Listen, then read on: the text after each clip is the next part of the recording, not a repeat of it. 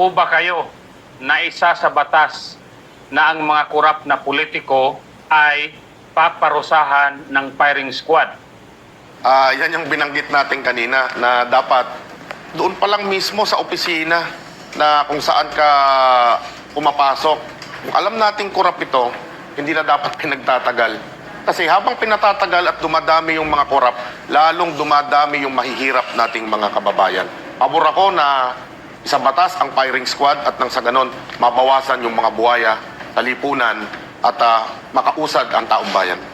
Kung titingnan yung solusyon na bombastic ang sagot, sasang-ayon tayo, papamor tayo sa firing squad, sige i-firing squad. Pero yung problemang ito, kailangan mo solusyonan again, doon sa root cause ng problema. Ano ba yung root cause ng problema? Mahalaga po ang buhay ng tao. Kaya dapat, bago pa siya mangurakot, ayusin natin yung sistema nang sa ganun, wala pong public servant na makakapangurakot. Sinabi ko po kanina yung Citizen-Led Anti-Corruption Agency. Bantayan natin para nang sa gayon, madaling maisabatas sa proseso at matutukan para wala pong nakakapangurakot at walang kailangang i-firing squad. Pangalawa, ayusin natin yung ating judicial system. Kasi kung magkaano tayo ng batas na buhay ang kapalit, kailangan maayos rin po yung ating judicial system. Hindi po na-corrupt din ang judicial system. Hindi nababayaran. Kasi baka mamaya, galit ako kay Master Judea. O ito, galit ako dito. Hindi corrupt. Lagyan ko. Diba? Suhulan ko. Na-firing squad siya, tapos hindi naman pala siya corrupt. Wala tayong recourse of action. So kailangan ayusin din natin na yung ating justice system, hindi justice.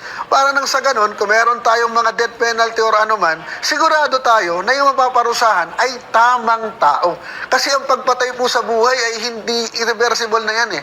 So ayusin natin ang root cause ng problema, ayusin natin ang judicial system kasi hindi lang naman corruption, ang kailangang kamatayan sana. Diba? Ang dami dyan, lalo na heinous crimes, rape and everything. Pero ayusin natin ang justice system natin.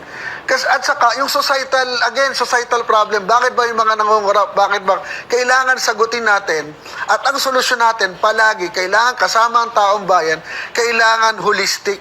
Solusyonan po natin yung ugat ng problema para nang sa ganun, hindi po cyclical. Kasi palaging ang nakukutkot lang natin, kung ano yung nakikita natin sa mata, hindi yung problema dun sa pinakang source ng problema. Hindi ako against doon sa details o firing squad. Mas gusto ko yun. Pero dapat dumaan sa proseso.